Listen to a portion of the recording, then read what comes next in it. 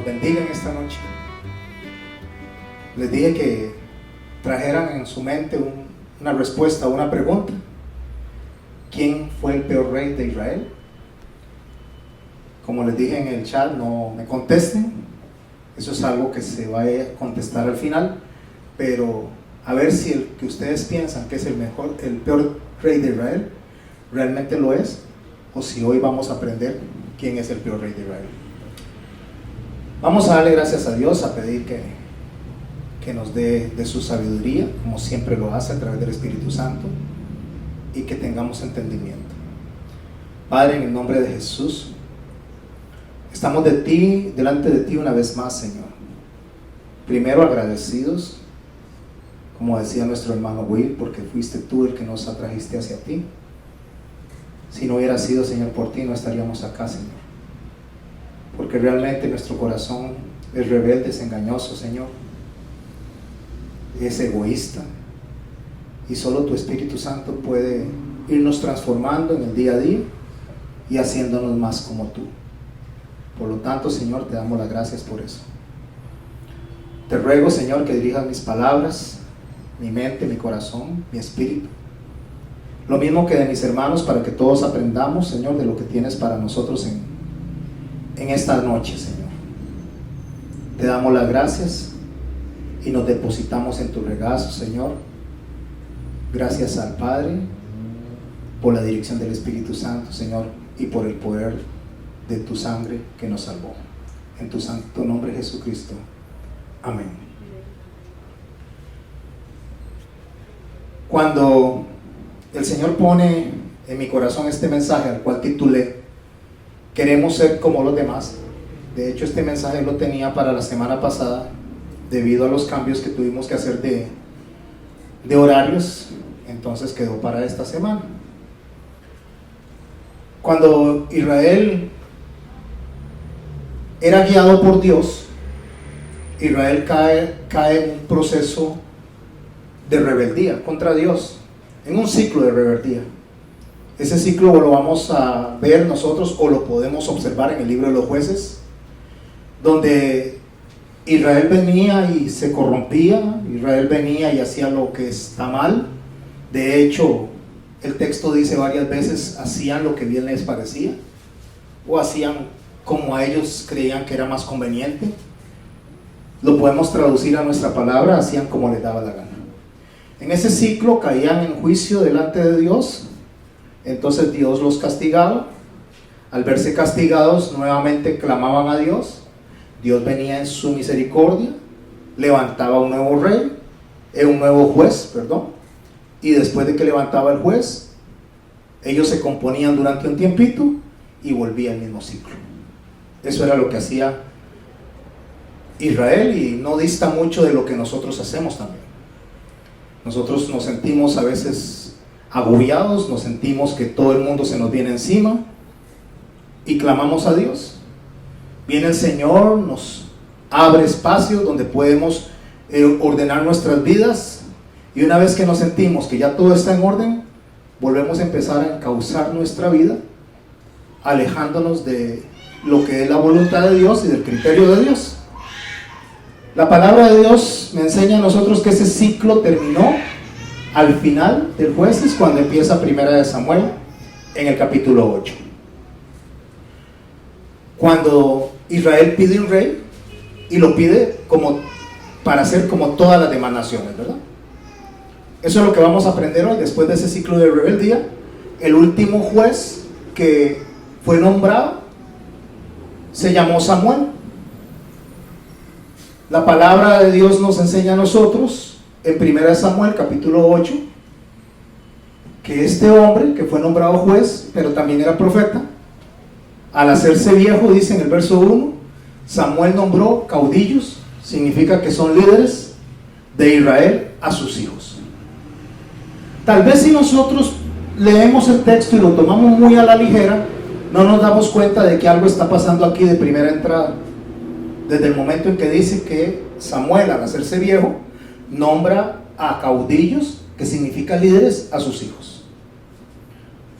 Si yo analizo el ciclo de los jueces, voy a mencionar solo algunos de los 14 En Jueces capítulo 3, en el verso 9, la palabra de Dios dice que los hijos de Israel clamaron a Jehová, y Jehová levanta un libertador que se llama Otoniel, un juez.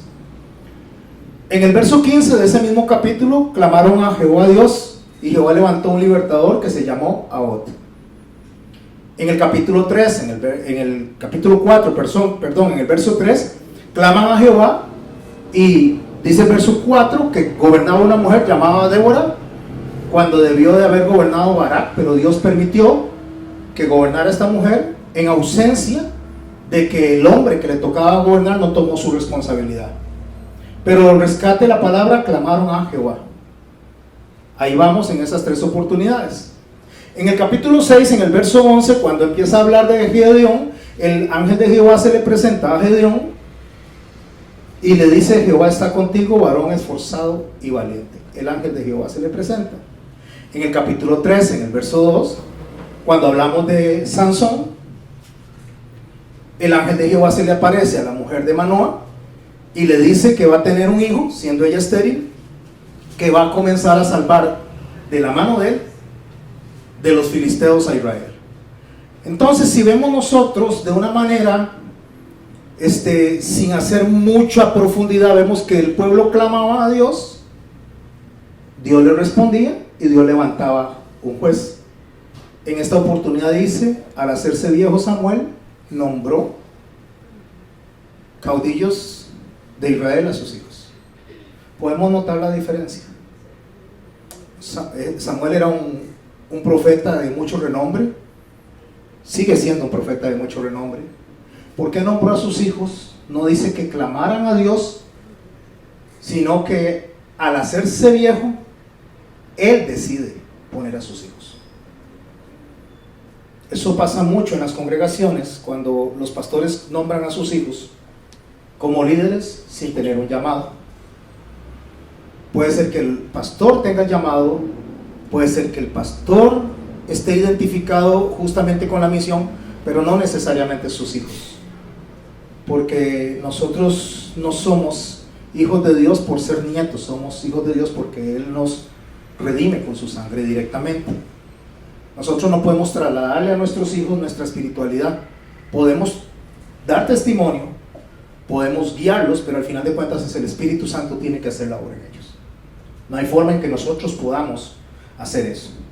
Claro, podemos colaborar en hacer que ellos no aprendan con nuestro testimonio, pero aún así, si nosotros no damos buen testimonio, si Dios quiere impactar la vida de nuestros hijos, lo va a hacer, porque eso es algo que es soberanía de Dios, es poder de Dios.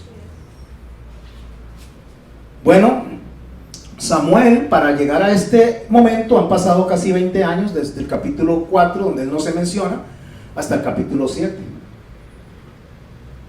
En ese momento que ellos empiezan a hacer lo incorrecto delante de Dios, entonces Dios levanta a Samuel, le manda a ellos a hablar, diciéndole que tienen que quitar los dioses ajenos y a Astarot. O sea, confronta al pueblo.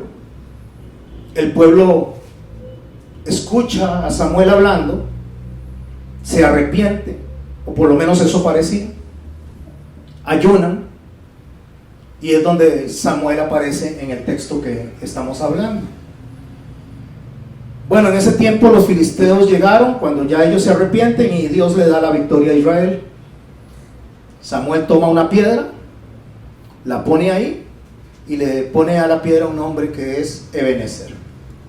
Hasta aquí Dios nos ha ayudado. Esto lo que resalta, mis hermanos, es que no es por mérito del pueblo. El pueblo no hizo absolutamente nada como para que pudiera merecer el favor de Dios, sino es porque Dios en su misericordia quiso ayudarles hasta ahí. Igual que nosotros estamos aquí no por méritos, estamos aquí porque Dios en su misericordia nos ha visto con bondad y nos ha visto con favor. Hasta aquí nos ha ayudado Dios, dice, y en 1 Samuel 7:15 dice que Dios juzgó a Samuel, Samuel juzgó a Israel todo el tiempo que vivió, rescatando que él fue un hombre que hizo las cosas correctas delante de Dios. Sus hijos no, pero él sí. Lo cual significa que el hecho de que sus hijos hayan salido un poquito chuecos no desacredita a Samuel. Porque Samuel no es responsable, me refiero a la espiritualidad de sus hijos. Samuel es responsable de su espiritualidad. Es responsable de guiar a sus hijos y solo Dios sabrá por qué se le ocurrió a él nombrarlos si ya tenían mala fama. Eso yo no lo voy a cuestionar, no me voy a meter acá porque el texto no me dice más allá de lo que acabamos de leer. Entonces, hacer cualquier juicio en base a lo que Samuel hizo sería yo introducirme dentro del texto, torciéndolo y forzándolo para tratar de decir más allá de lo que estaba el texto expresando. Así que Samuel sabrá delante de Dios por qué los nombró, cuando debió de haber esperado que fuera Dios el que levantara un caudillo, un líder. Samuel los nombra, pero el verso 3 del capítulo 8 que estamos estudiando dice: sin embargo, los hijos no se comportaron como su padre, sino que se volvieron, escuche lo que empezaron a hacer, se volvieron ambiciosos, se dejaron sobornar y no obraron con justicia. Me parece que está hablando casi que de un político, ¿verdad? Parece que se hubiera metido dentro de la política y estuvieran describiendo a los políticos de la actualidad. De hecho, vamos a hablar mucho de eso hoy. Y no quiero, por favor, o no me gustaría que piensen que estoy politizando o haciendo la prédica política, pero indiscutiblemente Dios preparó mi corazón desde hace tiempo para este día, para que ustedes y yo aprendamos algo de lo que es Dios y la política. Entonces dice el verso 4: se reunieron todos los ancianos de Israel y fueron a entrevistarse con Samuel en Rama, para decirle: tú ya eres anciano y tus hijos no se portan como tú. Por lo tanto, nombra un rey que nos gobierne. Y subraye esto que voy a leer: como es la costumbre en todas las naciones.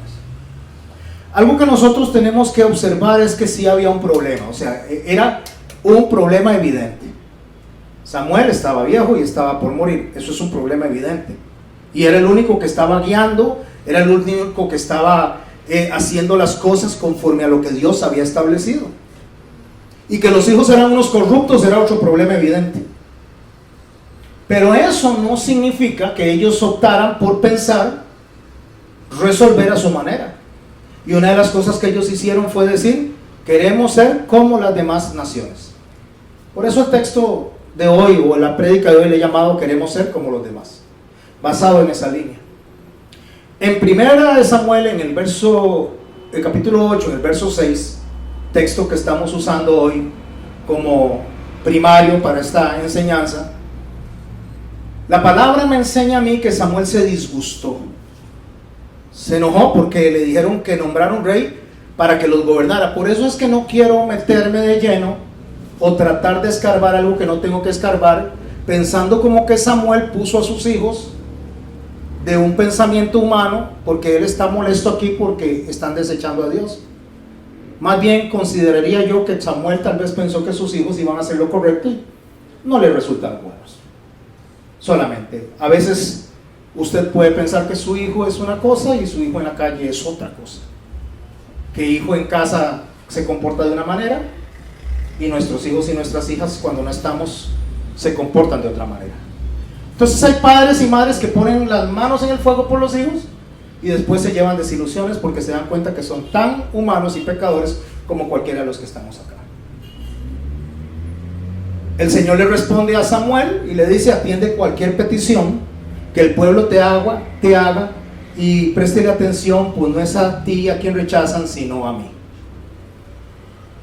Esto a mí me ha ministrado mucho, mis hermanos, durante este tiempo, porque cuando yo veo a las personas que le dan la espalda a la palabra de Dios tal y cual se predica, como el Señor quiere que se presente de manera expositiva, sin torcer el texto, diciendo lo que Dios dijo, lo que uno espera es que una persona que se dice creyente ame la palabra y siga la palabra.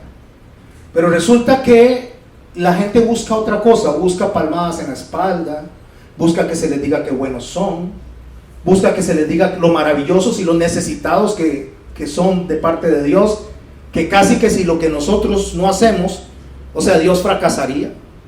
O sea, Dios no podría salvar a la gente si nosotros no predicamos.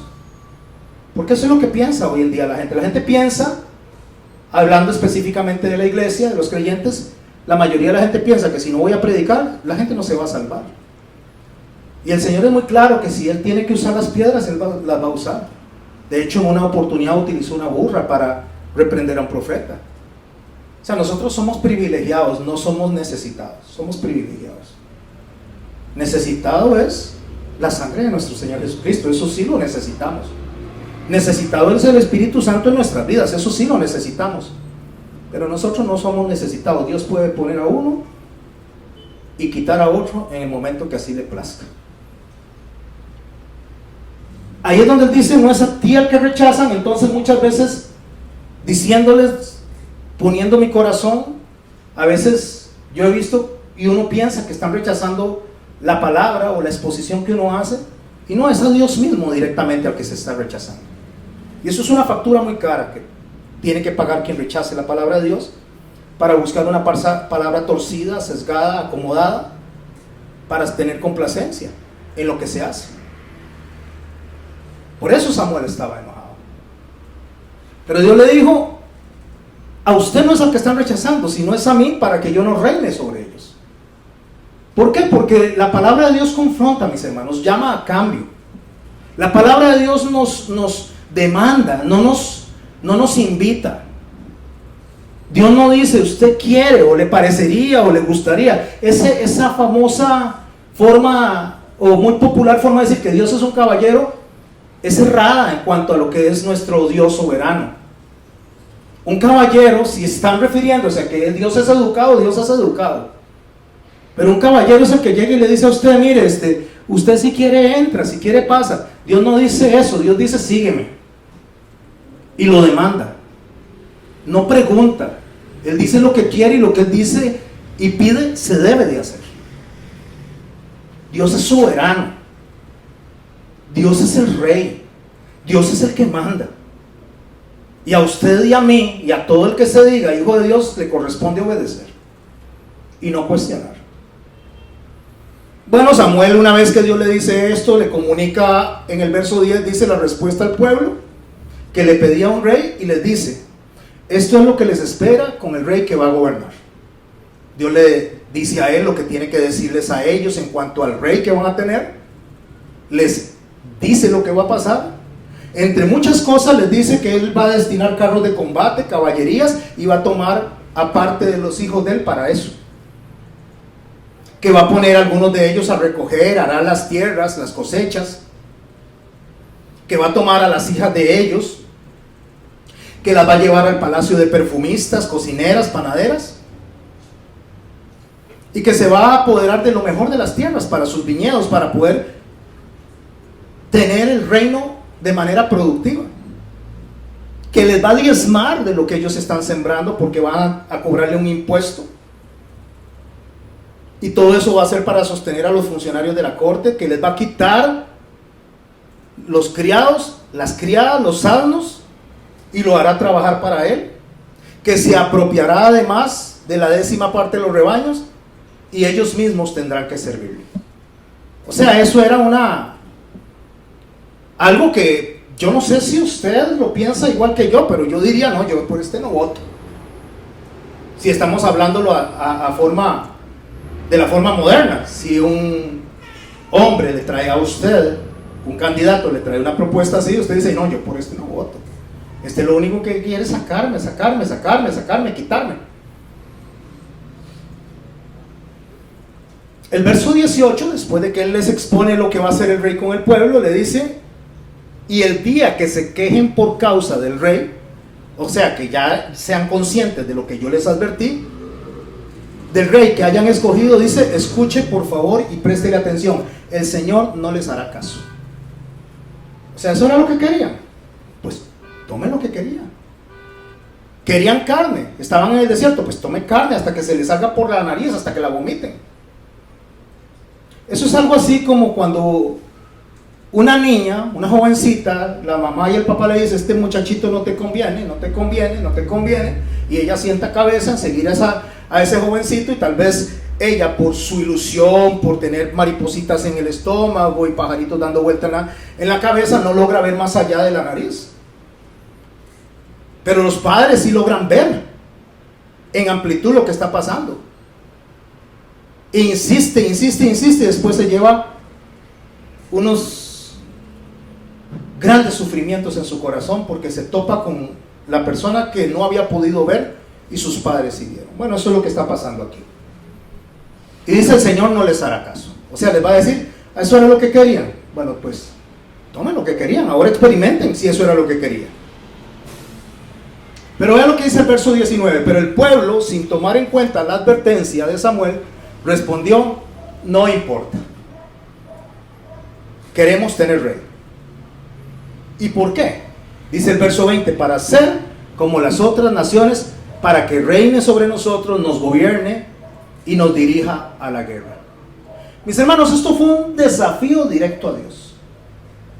Dios lo sacó de Egipto, se manifestó con poder y gloria, con 10 plagas. Dios lo protegió en todo el desierto. Dios les venía poniendo jueces y al final de cuentas dice, no queremos que usted nos gobierne. Eso es cuando los muchachitos llegan a cierta edad, quieren vivir en su casa, aunque consigan trabajo, pero bajo sus propias reglas. Y dice, no me diga nada, ya yo soy mayor de edad. Pero resulta que son mayores de edad para una cosa, pero no para otra. Porque es muy fácil vivir en una casa con el 10% de lo que costaría vivir solo o sola, a costa de los papás. Eso pasa mucho, mis hermanos. Entonces se sienten ya poderosos porque generan algo de ingresos y entonces ya quieren pisotear a mamá o a papá, sin olvidar todo el trayecto desde que nacieron hasta el cuerpito que tienen. Y de manera irrespetuosa y desafiante le dicen, usted no me diga nada, ya yo soy mayor de edad, ya yo soy grande. Pero resulta que no puede ni siquiera sostenerse solo porque no le alcanzaría para pagar ni siquiera una habitación, más los gastos normales que tiene una casa, agua, luz, teléfono, comida, aseo. Pero piensan muchos muchachos y muchachas que porque dan una porción a las casas, entonces eso es suficiente como para levantar la cabeza y desafiar a Dios. Tal vez alguien diga, bueno, pero es que eso, pastor, ¿qué tiene que ver con el texto? Claro que tiene que ver mucho.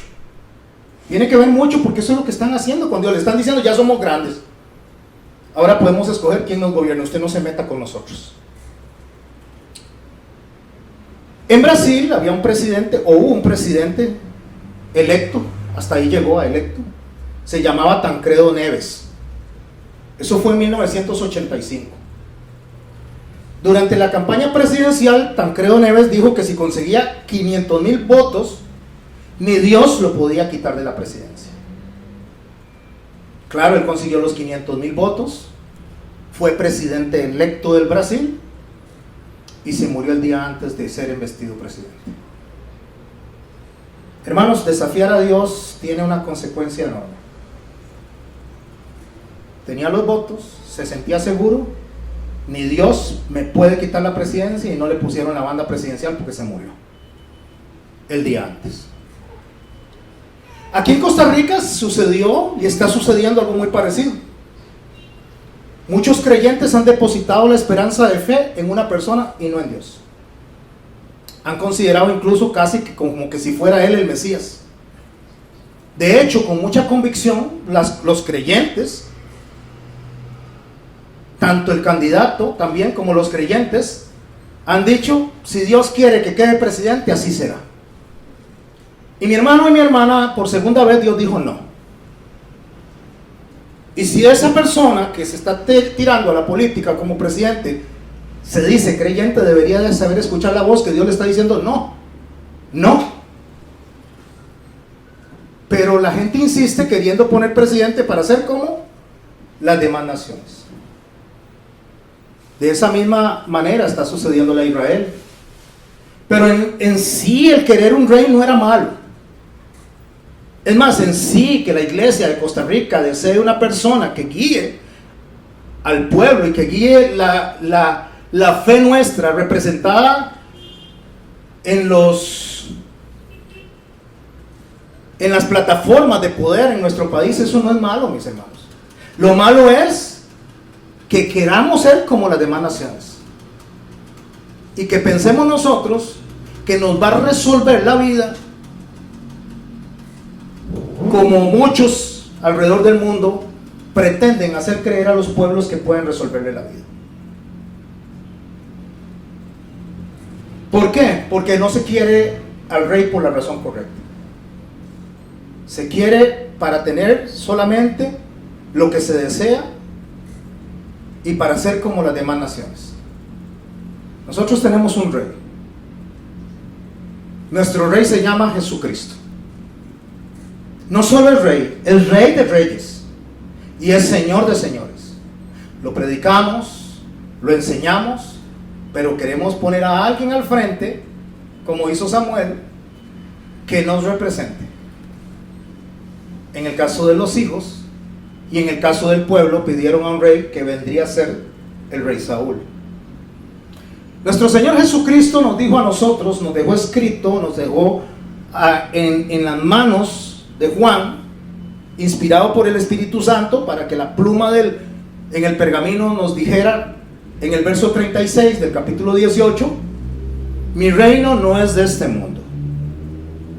Si mi reino fuera de este mundo, mis servidores, dice, pelearían para que yo no fuera entregado a los judíos. Pero mi reino no es de aquí, les dice. Mis hermanos, pero ¿qué significa eso? ¿Qué significa decir que mis seguidores pelearían? Si mi reino no es de este mundo, si yo vengo de arriba, y mi reino es de arriba, está hablando de los ángeles. Los ángeles estarían peleando para que Jesús se sentara en el trono que él quisiera, porque él es el rey. Pero ¿qué significa eso, mis hermanos? Para tener una idea de lo que el Señor está diciendo y del poder que Dios está hablando, de lo que podría acontecer si él tomara una decisión política y no obedeciendo al Padre, yo le invito a que me acompañe a Apocalipsis capítulo 14, en el verso 18. Dice así: si entendemos y tenemos presente que los ángeles son los que lo defenderían, escuche lo que dice Apocalipsis 14 a partir del verso 18. Y se salió del altar otro ángel, uno, pueden tenerlo presente, un ángel, que tenía poder sobre el fuego, y llamó a gran voz al que tenía la voz aguda, diciendo: mete tu voz aguda y vendimia los racimos de la tierra, o sea, cosecha. Los racimos de la tierra está refiriéndose a personas, porque sus uvas están maduras. Y el ángel, uno, seguimos viendo que es un solo ángel, arrojó su voz sobre la tierra y vendimió la viña de la tierra y echó las uvas en el gran lagar de la ira de Dios. Y fue pisado el lagar fuera de la ciudad, y del lagar salió sangre hasta los frenos de los caballos por 1600 estadios. Quiero que analicemos esto de lo que el Señor está diciendo. Si mi reino fuera de aquí, mis siervos, o sea los ángeles, vendrían a defenderme. Y un ángel provocó esto que usted está viendo aquí, que fue tanta la sangre que subió hasta los frenos de los caballos, o sea, más o menos a 1,20 metros, 3 metros, 1,20 metros es donde ya el caballo, la sangre podría alcanzar el freno de ellos. O sea, hablando de 1600 estadios, se está hablando de una extensión aproximada a 300 kilómetros cuadrados. O sea que la sangre que provocó la acción de un solo ángel llenaría una piscina más o menos del tamaño de la mitad de Alajuela, hasta 1 metro, 1,20 metros de alto. Eso es poder. Y el Señor dice: si yo quisiera eso, eso pasaría. En Mateo capítulo 20, en el verso 20, dice así: entonces se le acercó la madre de los hijos de Zebedeo con sus hijos, postrándose ante él y diciéndole y pidiéndole algo. Él le dijo: ¿qué quieres?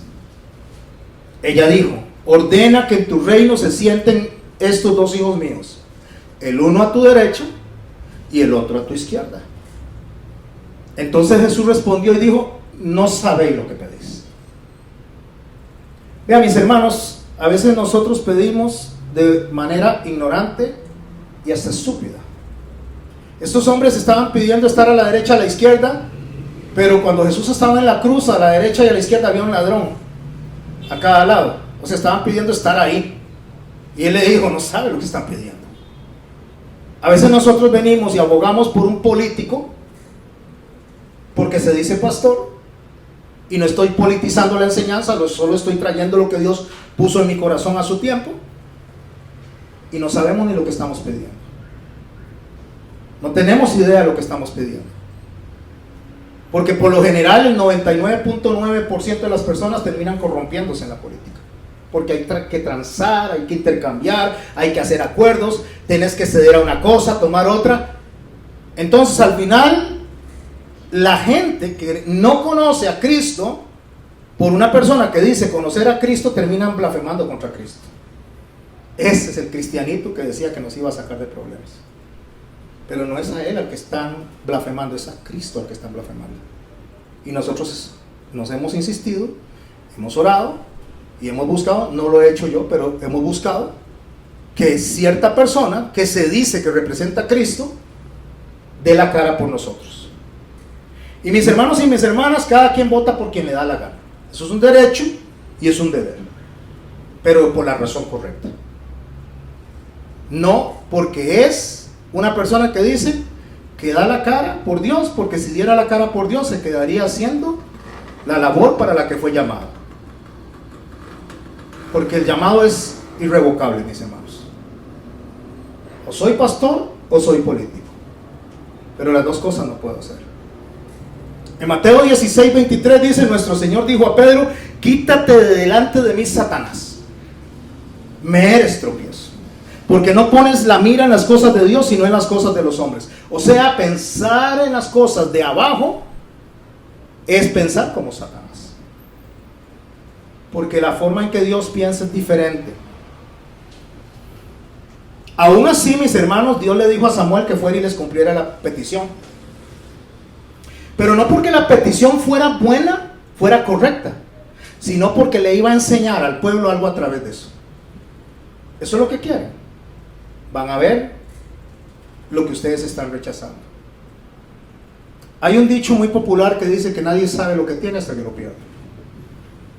Y a veces no sabemos cómo opera Dios en nuestras vidas hasta que lo cambiamos por otra cosa, por otra persona, por circunstancias, y no nos damos cuenta lo bien que estamos.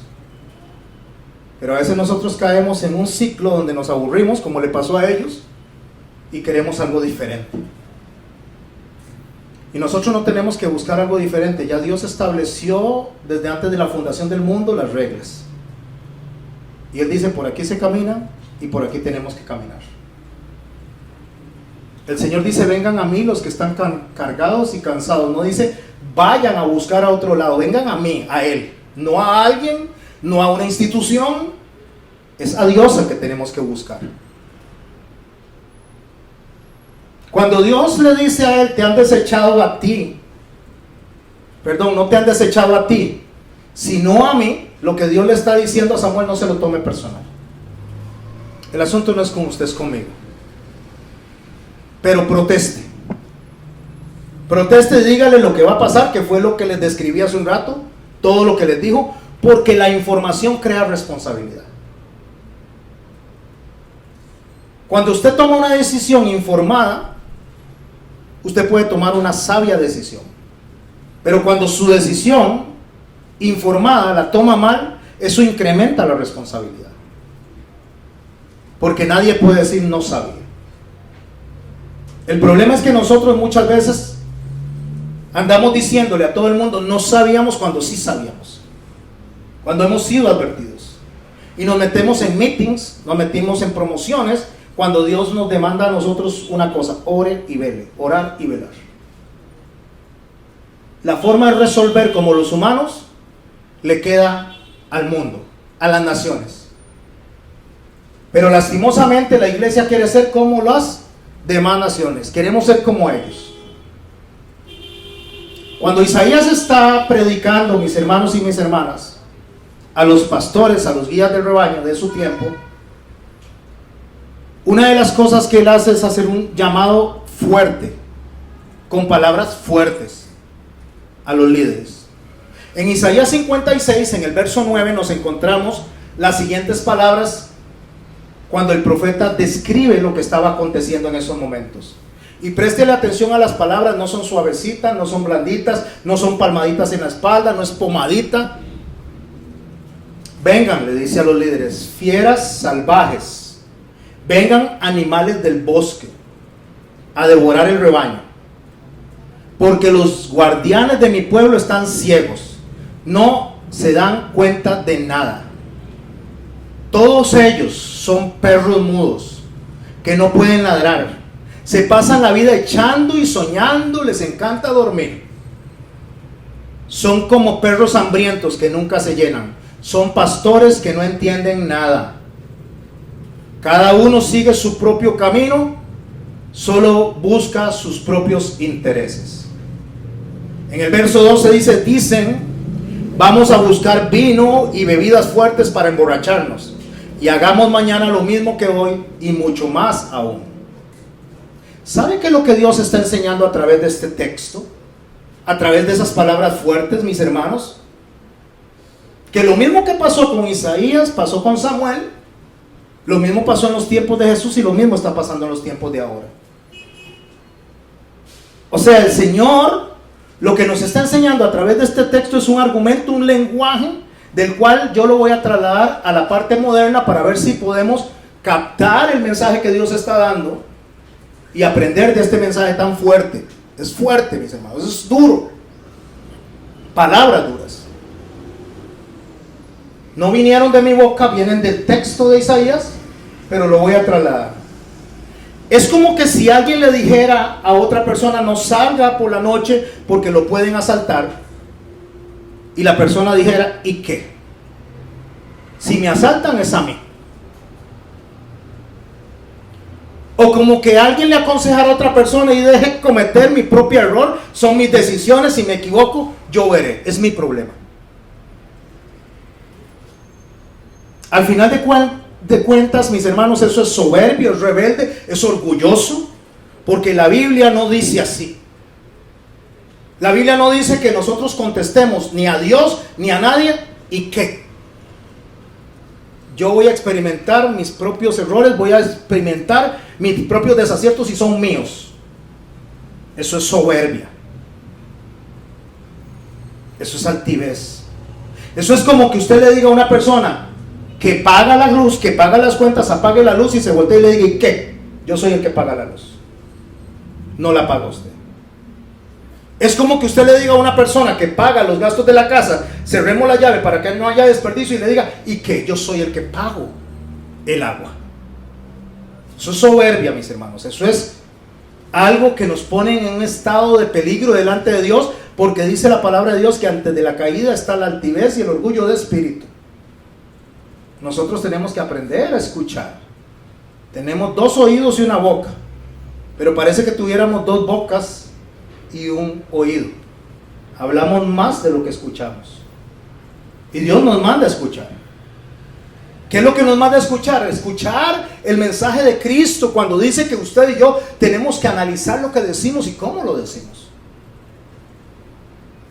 Nuestro Señor Jesús dice, y lo registró Mateo en el capítulo 12, en el verso 36, mas yo os digo que de toda palabra ociosa que hablen los hombres, de ella darán cuenta en el día del juicio. Palabra ociosa no solo son palabras vulgares, no solo son malas palabras. Palabras ociosas son palabras que dejamos salir de nuestra boca solamente porque el enojo nos las empuja hacia afuera, y el Señor dice que de lo que hay en el corazón, de la abundancia del corazón, habla la boca. Y eso es orgullo, porque Dios les está advirtiendo a ellos, y ellos están diciendo, no nos importa, queremos un rey para ser como los demás. Gilberto Williams, un hombre que se dedica a la formación, dijo: cuidar nuestras palabras y las maneras como las usamos para referirnos a nuestra persona y a las demás personas es cuidar nuestra vida y la de los que nos rodean. Como yo hable, como yo construya con mi boca, eso cuida mi vida y las personas que están conmigo. Añade Gilberto: cuidar nuestro lenguaje en los distintos ámbitos de nuestra vida social es también cuidar nuestras formas de convivencia en cualquier parte donde nos encontremos. Podemos tener la razón, mis hermanos, pero la razón no nos da a nosotros la autoridad de abrir nuestra boca más de la cuenta. Y mucho menos poner un corazón soberbio tratando de defender una posición con argumentos humanos, cuando el Señor nos dijo a nosotros cómo tenemos que ser nosotros, y dijo: sean mansos y humildes de corazón como Él. Manso es una persona que tiene el poder para defenderse, pero no lo utiliza. Y humilde es una persona que se rinde delante de la voluntad de Dios, aunque tenga la razón. El Señor no nos manda a defender argumentos, nos manda a defender nuestra posición del corazón delante de Él. Porque nuestra posición del corazón, cuando sale por la boca como si fuera un vómito, eso lo único que va a producir es hediondez, fetidez. Y esa fetidez afecta mi vida y afecta la vida de las demás personas que me rodean. Y si afecta a la iglesia, esa fetidez lo único que hace es que desata la ira de Dios. Porque quien atropella a su novia, a su esposa, a su iglesia, lo atropella a Él. Quien rechaza a Dios es porque rechaza su palabra y lo que ésta representa. La mayoría de los jóvenes quieren ser como los jóvenes. A veces quieren ser tan diferentes que terminan siendo igual que todos los jóvenes. La mayoría de las mujeres quieren ser liberales, modernas, y terminan también siendo personas que no agradan a Dios. No digo todas, digo la mayoría. Los hombres quieren ser como los hombres, como los que rodean, verse machotes, verse con sus amigotes como que no son mandados, por decir algo. Ay, es que entonces usted no sale porque le canta la gallina. Ay, es que entonces usted, como su esposa se enoja, entonces usted por eso no está con nosotros. Mi hermano, cuando uno se casa con la mujer que Dios permitió unirse, todo lo demás quedó en segundo lugar. Dios y su esposa. Y cuando una mujer se casa con un hombre, todo lo demás pasó a segundo lugar. Dios y este hombre. Y si no, mejor se hubiera quedado soltero o soltera. Si una mujer no se quiere sujetar al marido, Pablo dice: rápese, o sea, lo que le está diciendo, entonces quédese soltera. Y si un hombre no quiere ser el que agrade a su esposa, entonces quédese soltero. Pero una vez que usted se casa con una persona, esa persona es la que merece su atención, su cuidado, su respeto y que le honre. Pero queremos ser como los demás, entonces los hombres, las mujeres, los jóvenes quieren empezar a atacar su seno familiar para ser como los demás. Aquí el problema no es equivocarse, mis hermanos, porque todos nos equivocamos. De hecho, me gustaría saber si alguno de los que estamos aquí no se equivoca. Creo que si alguien levanta la mano, incluyéndome a mí, el solo levantar la mano y decir no me equivoco, ya tenemos un gran problema porque ya nos equivocamos.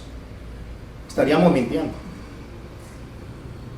El problema es que usted y yo podemos pecar por ignorancia. Pero una vez advertidos, ya eso no es ignorancia, es estupidez. Pecar una vez que ya yo sé que a Dios no le agrada algo, lo que estoy haciendo es una estupidez. Pero cuando yo quiero ser como los demás, al punto de llevar mi vida al caos como los demás, porque tal vez hombres que no respetan a su esposa, entonces quiero ser como ellos y al final de cuentas termino llevando mi vida al caos de ellos. O tal vez mujeres que su vida es un caos con los esposos, entonces se impulsan a mujeres a llevar al caos su vida con ella. Eso ya no es estupidez, eso llega a la autodestrucción. O sea, eso es un suicidio espiritual. John Edmund, en 1866, hablando de esto que estoy diciendo yo, de que la necedad o la ignorancia puede pasar a necedad hasta el grado de caer en la estupidez, lo definió como la forma nuclear de la estupidez. Eso es lo que él dijo.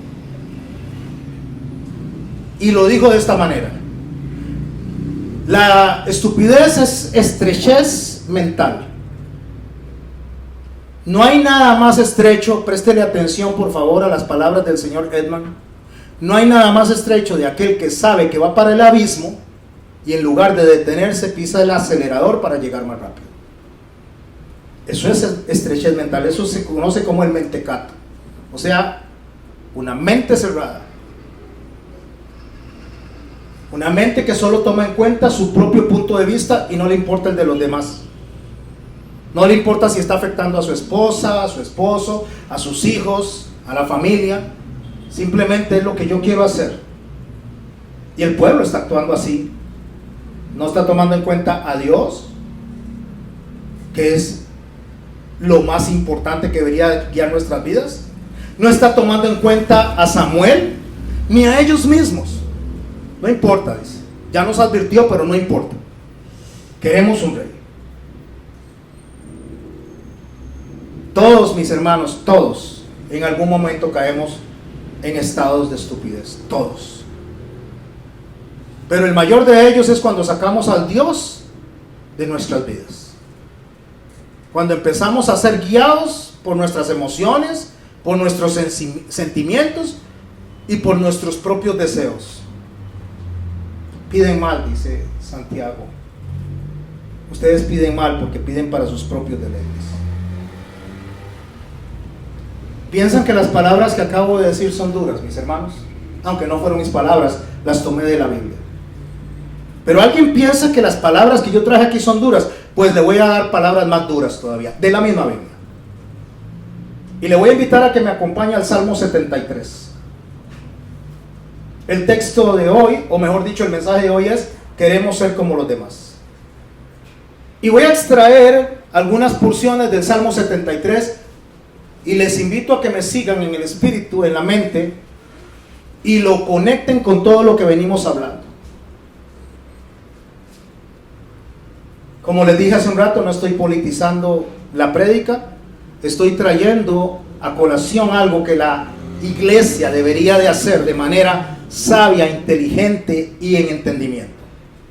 A la iglesia le toca hacer luz, a la iglesia le toca guiar. ¿Y dónde comienza eso? En casa, guiando primero a nuestros hijos y guiándonos nosotros mismos en casa. Ahí es donde comienza todo. Nosotros no vamos a cambiar el mundo por poner a nadie en ninguna plataforma política ni de poder, porque al final de cuentas el Rey de Reyes y Señor de Señores no se mueve en esa esfera. La palabra de Dios dice que la guerra no es contra carne ni sangre, es en los lugares celestiales, contra huestes espirituales. O sea, la guerra es en oración, la pelea es en nuestras emociones, la pelea es en nuestra manera de pensar, pensar como Dios y no como el mundo. No querer ser como el mundo. Y como les dije, si le parecen duras las palabras, voy a leer las palabras del salmista. Verso 1 del capítulo 73 del libro de los Salmos. Ciertamente es bueno Dios para con Israel, para con los limpios de corazón. En cuanto a mí, dice el salmista, casi se deslizaron mis pies, por poco resbalaron mis pasos, porque tuve envidia de los arrogantes, viendo la prosperidad de los impíos, porque no tienen congojas por su muerte, pues su vigor está entero. No pasan trabajos como los otros mortales, ni son azotados como los demás hombres. ¿Sabe qué está diciendo el salmista? Yo quería ser como ellos. Yo quiero ser como los demás.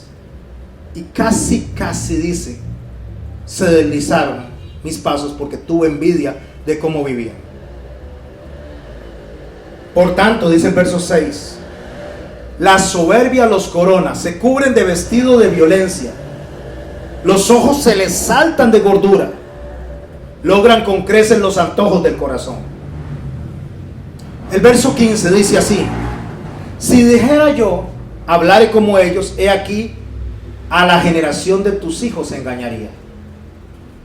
Cuando pensé para saber esto, fue duro trabajo para mí.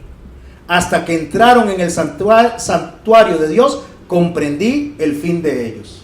¿Sabe qué está hablando el salmista ahí? Cuando un líder, cuando un sacerdote ministraba en el altar del Señor y no iba con un corazón dispuesto, arrepentido delante de Dios, caía muerto. Por eso usaban unas campanitas abajo y le amarraban una cuerda para que cuando las campanitas no sonaban, sacaban el cuerpo. Y entonces el salmista dice: ahora comprendí que estas personas que les está yendo bien aquí, delante de Dios no les está yendo bien. Porque irle bien delante de Dios no significa que usted tenga cosas materiales, no significa que usted tenga mucha comida, no significa que tenga mucha ropa, significa que usted y yo seamos aceptos delante del Rey. Y para ser aceptos delante del Rey, tenemos que ser mansos y humildes de corazón. Humillarnos delante de Dios desde la forma en que hablamos, cómo actuamos y cómo pensamos.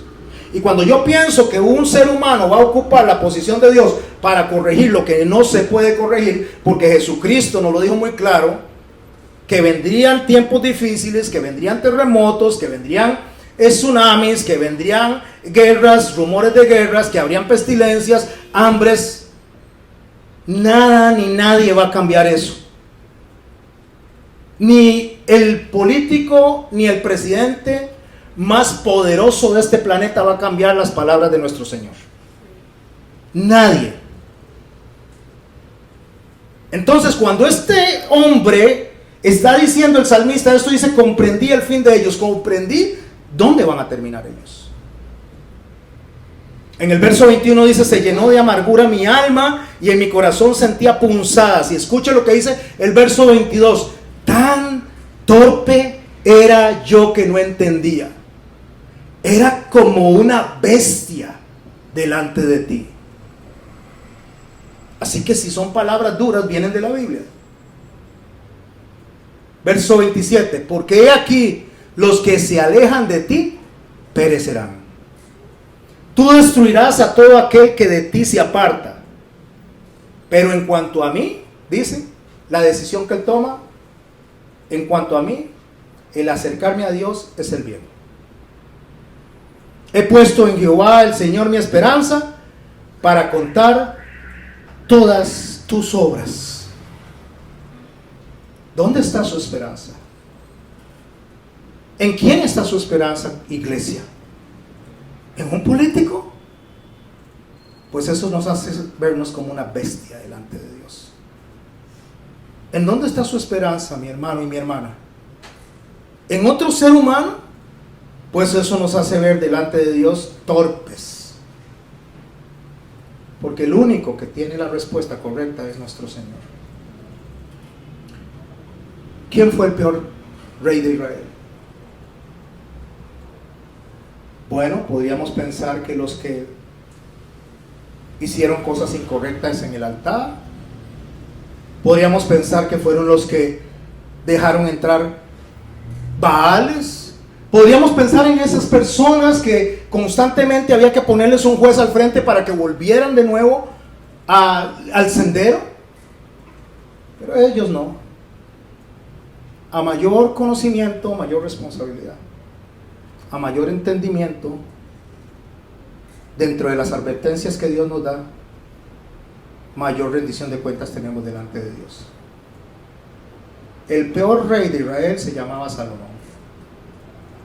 Un hombre que tenía la sabiduría tan elevada que no hubo antes ni después otro como él. Que Dios le dio absolutamente todo. 3,000 proverbios y más de 1,000 cantares. Un hombre que al llegar a escribir el libro de Eclesiastés ya en el ocaso de su vida, se dio cuenta de que había puesto de lado el consejo de Dios, lo que Dios le había advertido. Dios le dijo: no vaya a Egipto, y fue. No se una con mujeres porque desviarán tu corazón, y se unió. No compre caballos, y los compró. Sabio, increíblemente sabio, pero era tan grande su sabiduría que terminó siendo una bestia, torpe, insensato. Por eso es que él termina diciendo: vanidad de vanidades, todo es vanidad. Por eso es que él termina entendiendo que al final de todo este discurso dice: este es el todo del hombre, teme a Dios. ¿Sabe por qué? Porque al final daremos cuentas de todo lo bueno y todo lo malo delante de Dios. ¿Quién fue el peor de Israel? El rey de Israel. El más sabio se volvió el más estúpido. Mis hermanos y mis hermanas, día a día aprendemos de lo que es el carácter de Dios y cómo Dios quiere que resolvamos. Pero ¿qué hacemos nosotros? Seguimos resolviendo como nosotros. Seguimos dándole la posición a hombres que solo le corresponden a Jesucristo. Seguimos dando consejos nuestros que no son bíblicos. Seguimos siendo tan soberbios, que podríamos llegar al grado de decir lo que dijo el pueblo delante del procurador romano cuando él les dijo que se lavaba de las manos, se lava las manos de la sangre de este inocente. Y ellos dijeron: pues que caiga sobre nosotros y sobre nuestros hijos. O sea, ¿qué me importa? Yo me hago responsable de mis actos. ¿Qué me importa? No le tengo que dar cuentas a nadie. Al final son mis errores, al final es lo que yo quiero hacer, y no me importa, Samuel. Queremos ser como los demás. Mi hermano, las cosas no son así delante de Dios. Nosotros no somos responsables delante de los demás de nuestras palabras. Somos responsables delante de un Dios vivo que nos demanda a nosotros conectar nuestra mente con nuestra lengua, y que nuestra lengua sea evidencia de lo que está en el corazón, y que nuestros actos sean consecuentes a la voluntad de Dios. Porque el Señor en su oración maestra, magistral, dice: Padre nuestro que estás en los cielos, santificado sea tu nombre. Y escuche: hágase tu voluntad en la tierra como en los cielos.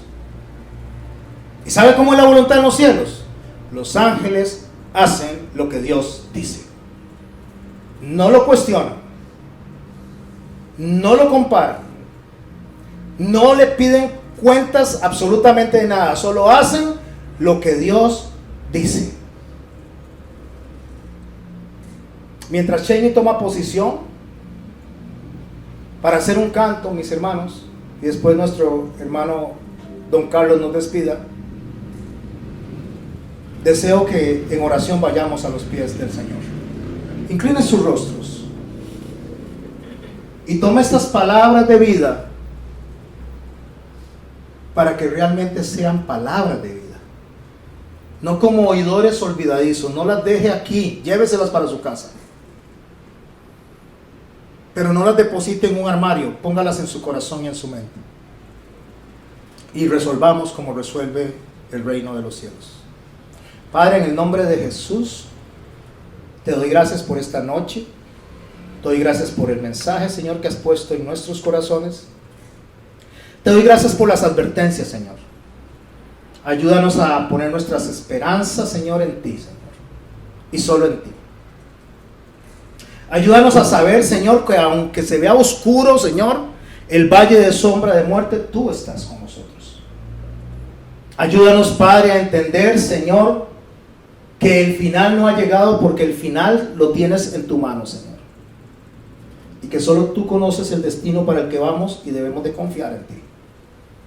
Ayúdanos, Señor Jesucristo, bueno y santo. Ayúdanos, Señor, a poder terminar esta carrera con la frente en alto. Cuando sucedan estas cosas, nos dijiste, erguíos porque vuestra redención está cerca. Señor, en lugar de estar buscando soluciones humanas, levantemos la cabeza y digamos gracias porque está cerca.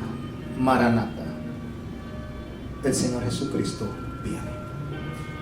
Cada día puedo ver en sus ojos el sufrir, gente llena de dolor y sin rumbo aquí, en angustia y soledad, llenos de temor. Risa esconder su aflicción, solo Cristo ve. Tienen que saber del amor de Dios. En las pruebas y el temor, el refugio da. Tienen que saber del amor de Dios, que en él hay salvación. Tienen que saber.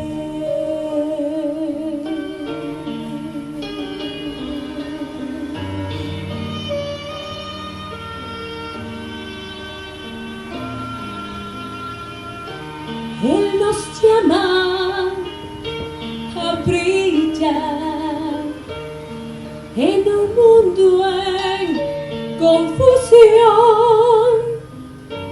Nada iguala Él llevar vida al que perdido está. En su amor podremos ver que sufriendo